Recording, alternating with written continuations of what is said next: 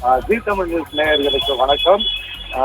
தமிழகத்தில் அண்ணா பல்கலைக்கழக மாணவி பாலியல் வன்கொடுமைக்கு உள்ளாக்கப்பட்டதை தொடர்ந்து தமிழகத்தில் பல்வேறு கட்சிகள் பல்வேறு கட்ட போராட்டங்களை முன்னெடுத்து நடத்தி வருகின்றன. இந்த நிலையில் தமிழக வெற்றி கழகத்தின் தலைவர் விஜய் அவர்கள் இன்று காலை ஒரு தன் கைப்பட எழுதிய கடிதத்தை வெளியிட்டிருந்தார். அதில் அதாவது தமிழகத்தில் உள்ள பெண்களுக்கு தான் பாதுகாப்பாக அரணாக என்றென்றும் இருப்பேன் என்ற ஒரு கடிதத்தை வெளியிட்டிருந்தார். அந்த கடிதத்தை இன்று தமிழக வெற்றி கழகத்தை சேர்ந்த நிர்வாகிகள் பொதுமக்களிடையே விநியோகிக்கும் பகுதியில் தமிழகம் முழுவதும் ஈடுபட்டு வந்திருந்தனர். இதனைத் தொடர்ந்து டி நகர் பகுதியில் தமிழக வெற்றி கழகத்தின் பொதுச் செயலாளர் குஸ்ரி ஆனந்த் அவர்கள் அந்த கடிதத்தை விநியோகிக்கும் பொழுது போலீசாரால் கைது செய்யப்பட்டார்.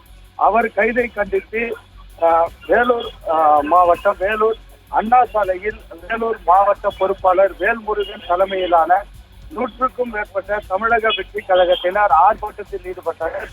அதனைத் தொடர்ந்து சாலையில் படுத்தும் சாலையில் அமர்ந்தும் தங்களது கண்டனத்தை வெளிப்படுத்தினர். அதாவது கைது செய்யப்பட்ட புஷ்ரி ஆனந்த் அவர்களுக்கு உடனடியாக விடுதலை செய்ய வேண்டும் என மறியல் போராட்டத்திலும் ஈடுபட முயன்றனர். இதனை அடுத்து அவர்கள் அனைவரும் கைது செய்யப்பட்டு தற்பொழுது தனியார் திருமண மண்டபத்திலே அடைத்து வைக்கப்பட்டுள்ளனர்.